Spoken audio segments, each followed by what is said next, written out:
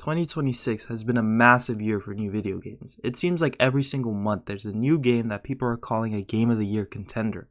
Recently we've gotten games like Forza Horizon 6, which is Playground Games' new entry in the Horizon series, where it finally takes it to Japan and people are absolutely loving this thing. You also have Subnautica 2, which was highly anticipated and had a crazy launch on Steam, and 007 First Light, which was the most recent one and seems to be highly praised. And keep in mind, these are all games that released in the singular month of May, and there's plenty I didn't mention, and I haven't even touched any of these games, and the release schedule is not slowing down for me to catch up anytime soon. Just this next month, we are getting a brand new Star Fox game. Well, I shouldn't say new because it's a remake of a game that's been retold like a million times, but newish Star Fox content nonetheless. We also got things like Hell Let Loose Vietnam and a bunch of other smaller games that I think will be hidden gems. 2026 has been feeding gamers insanely well and perhaps overfeeding us because I am just behind on all of these games I want to check out. I'm currently finishing up the new Lego Batman, which has been pretty fun so far, and then after that I gotta go play me some Pragmata. But I would like to just freeze here in this moment just before the second half of the year. Don't get me started on all this stuff that's coming out by then, but I just want to stop and look back at the first half of this year month by month and talk about all the new games I've played that have come out this year, and also games that I really want to play that I just never had the time to because there's way too many games. This was technically the first 2026 game I played, and you can't talk about January without mentioning arguably the most talked about game during that month. Welcome to Highguard. Hey, I never said that talk was good. Oh, Highguard, how I've truly missed you. I actually completely forgot about this game. If it wasn't for the fact that I've been tracking every game I played this year, I probably would have forgotten about it, and you probably already have too. And it's understandable because this was truly the most forgettable game of all time. There was a vision for this game, you can tell, but that's it. There was only a vision, nothing else. It had a variety of mechanics that were taken from other popular multiplayer games, and they combined it to make this abomination. Okay, maybe not an abomination. I was entertained for like an hour or so, and it wasn't a terrible game. It was just mid, and that's all there is to it. That was literally the only game I played the entire month. I was busy playing The Witcher 3 for the first time, so I didn't have much time for another game. But there was a couple games that I wrote down that I really want to try out. The first one was a game called Karen. Many of you have probably heard about it because it was very talked about when the game came out. And yeah, it was praised by critics and audiences alike. The reason I want to play this is because, call me a masochist, but I enjoyed the walking in Death Stranding. And no, I'm not talking about just walking on flat ground. I enjoyed climbing the steep hills with harsh terrain and using ladders and ropes to get up there. It was just extremely satisfying to do. And Karen looks like the game is just that from start to finish. So I would really like to try it out. The second game I have written down to try is a game called Escape from Ever After.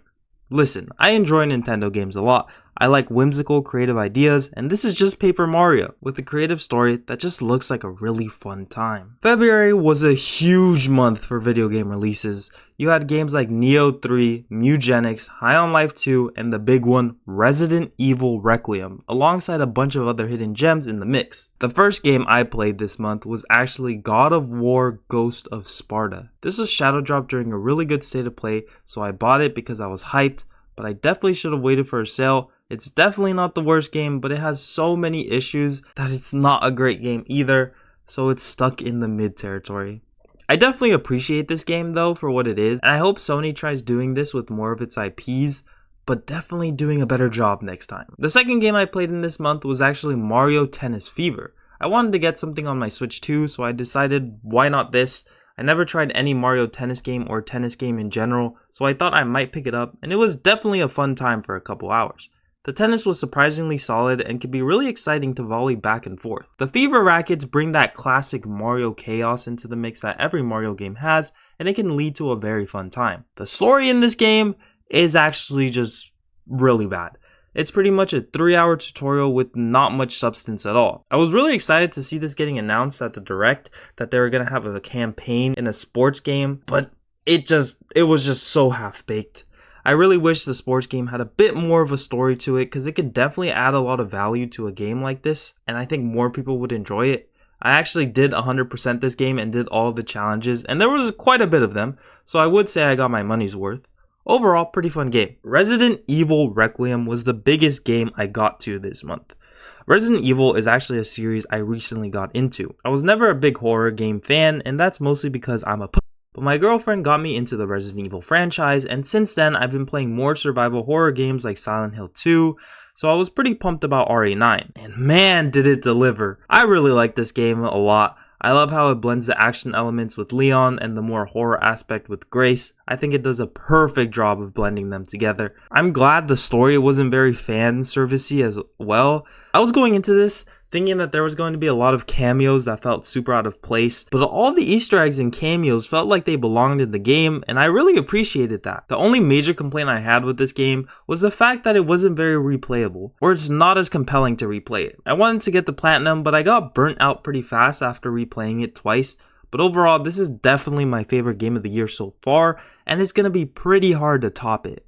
I cannot wait for the story DLC and future entries in this series. I still gotta go back and catch up on some games that I never got the chance to play. But yeah, I'm officially a fan of Resident Evil. There was a ton of games I really wanted to play this month that I didn't get to play, so I'm just gonna briefly go over each one of them. Nioh 3 was a game I was expecting to have zero interest on, but after playing the demo, I was really surprised on how well made the game was. I ended up trying to do everything the demo had to offer and wanted more. So this is definitely a game I want to get my hands on as soon as possible. Megenics is a game I'm interested in because of its backstory. It's made by the Binding of Isaac guy, and he's made some other amazing games like Meat Boy. And the wait for this game was like 12 years or so, and it came out, everyone loved it, and I was watching some gameplay for it, and it's super weird, but in a good way. I just don't know if I'll like the gameplay as a whole, but I definitely want to give it a shot at least. Romeo's a Dead Man is a game I want to try just because it's made by Suda51, and he's made some crazy cool looking games. But I haven't played those either, so I had to get to those first. Platformers is one of my favorite genres of all time, so when I kept hearing about Demon Tides, I was automatically interested in this indie platformer. It looks super fun and the movement looks really snappy and fast, and I really like that in a 3D platformer. And the last time I played a 3D platformer I think was when Astro Bot came out, so I definitely want some more to cure my craving as I painfully wait for the next 3D Mario. February was a stacked year as it always is each year. I played a handful of games, but there's so many other games that I still wanted to try out. March was another month of big releases, but I decided to pick up Pokemon Pokopia as my only new release of this month, because I was playing a bunch of other stuff by this time and going out of town, so this came out at a perfect time. Pokopia came as a huge shock to everyone because of how good it was. The Pokemon brand, especially when it comes to the mainline games, have gone a bit downhill in the recent years. But for Pokemon spin-offs, it's the complete opposite. Pokemon Snap was a good little fun game, and Pokopia continues the trend of spin-offs delivering more high-quality games than the actual mainline ones. This is just Animal Crossing and Pokemon, and it's the absolute perfect match for each other. A big problem I had with Animal Crossing is that there was limited things to do in one day, and for some people that sounds fun and relaxing, but it wasn't cutting it out for me. But Pokopia, on the other hand, has an influx of stuff to do. So much stuff, it can become overwhelming, but it's all fun when the thing that's asking you to do all this stuff is your favorite Pokemon. I have still not finished this game as I'm taking my sweet time with it and just doing whatever I please. Whether that be fixing up the island or making houses for Pokemon, I'm just taking my time with it. Actually, I lied. There was another game that came out in March that I picked up, and it's complete opposite from Pokopia, which was Super Meat Boy 3D, which is an intense, fast-paced 3D platformer. Yes, I'm a new gen and I've never played any of the original Meat Boys, but I just wanted to try one out and it was really fun. It's not anything special movement wise, because it can feel a little bit weird and it doesn't have the best level design, but I enjoyed the time I spent with it. And I hope they keep making Meat Boy games like this and just improving upon each new entry, because I actually really liked it. As for games I missed but wanted to try out that came out during March, I have Monster Hunter Stories 3. Capcom has quickly become one of my favorite developers, so seeing that they released another game just 1 month after Resident Evil 9 and it delivering just surprised me so much. I really love the look of the gameplay this game has, and I feel like it would be a perfect thing to play on my Switch too and just play it over time, so I really want to give this game a shot and see if Capcom truly has another franchise I'm going to love. Now there's 2 other games that came out in March that were huge, but I'm very iffy on whether I want to play them or not. Those two games are Slay the Spire 2 and Crimson Desert. For Slay the Spire 2, it's more of the fact that I've never played this type of game and I want to play it due to the sheer hype this game had. As for Crimson Desert, it really just comes down to the game being too big. Not only is the game world big, but it's a game where you have to commit to it and have it be your main focus for at least a month. And for some people, this is a dream come true and all they can ever ask for. And I get why many gamers really praise this game for the amount of content. I get that. But I just don't know. There's so many games I want to get to that having a month dedicated to one game just might not be for me right now. Maybe I'll get to it later down the line when I have a bunch of free time. But that's all for the month of March. Once this year is over, I really wonder how this is going to stack up against other great gaming years. Because I think this year is going to be up there. In April, we had massive releases in the span of a single week. It was actually insane. Each month, there's like 2 games that managed to sell 1 million copies. It's crazy to think about how big this industry really is. Anyways, the main game I picked up this month was Seiros. This was Housemarque's follow-up to Returnal, and I absolutely loved this game. It was definitely some of the best gameplay I've ever felt this year. I think I binged this in like over a weekend and finished it all. It was so good. It is very similar to Returnal's gameplay, but this one just improved and tightens it up somehow. I don't know how they pulled it off, but they did, and it just makes such a fun action game. I've been doing a lot of the side stuff for the game as well and completing all the side challenges, and it's been a really fun time. I just wish the story was a little bit better. I really like how Returnal's story was very isolated and obtuse and just very vague overall. Seiros still has that vague story, but I don't think it really reaches the high of what Returnal had to offer. I could say I picked up Pragmata during this month, but I haven't even started playing it yet, so there's not much I can say about it other than the fact that it looks really compelling. It reminds me of Donkey Kong Bonanza. Heard really good things about it though, and Capcom hasn't missed in a while, so there's no doubt I will enjoy this game. There were so many games that interest me this month, I'm not even going to say why I want to play them, I'm just going to list them all off. Replaced, Mouse PI for Hire, Tomodachi Life, Darwin's Paradox, and Samson. These are all games I really want to check out just because of good word of mouth, or I've just been following the game closely for a couple years now, and I miss them. Samson, I don't know why I want to play it. It didn't get good critical reception, and even gamers don't really seem to vibe with it, but there's just something about this game that is calling to me. But I'm definitely gonna wait for a steep sale. Do I even have to say this again? May is another pretty big month for some cool games. I didn't really play anything new this month. The only one I picked up was Lego Batman Legacy of the Dark Knight, and I'm about 75% done with the game, and I've been thoroughly enjoying the game. Part of me wishes it wasn't a Lego game. Like, imagine Rocksteady working on this game that just takes you through the entirety of Batman's story. It would be cinema. But it is what it is, and I like it. I do recommend you play the game on the hardest difficulties if you're seeking more of that Arkham feel to it, and it can just be more entertaining as a whole, especially if you're an adult gamer. I think they did a really good job on crafting Gotham, and might even go as far as to say that this is one of the best Gotham depictions we've had in a while. I think LEGO games have been evolving in the past few years and making some pretty cool stuff. I really like the direction they're going in, and I'm pretty excited to see what they will pull out next. There was a couple notable releases in this month, with major ones that I want to get around playing.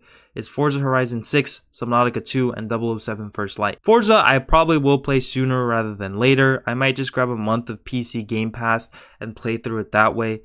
I usually don't even complete these types of games, I just race around in my favorite cars for a couple hours and call it a day. Subnautica 2 I was going to pick up day one, but I decided to just wait it out until a couple more updates come out, because right now from what I've seen, it's extremely similar to Subnautica 1. 007 First Light just seems like Uncharted but with better combat, and I think I would really enjoy it. I've heard amazing things from it, and it seems like they really made a good Bond game, so I'm excited to finally jump into it. June is technically the halfway point in the year, but by the time this video goes out, we are barely in the beginning. But from the looks of it, June is going to be a more laid back month. There are some smaller titles coming out that I think look really cool. The Adventures of Elliot looks pretty cool. It's one of those 2D HD games, but more akin to Zelda. The biggest thing coming out is probably the Star Fox remake. This has been met with pretty mixed reactions because of two major things. One being the character designs look a bit off, and I see where they're coming from.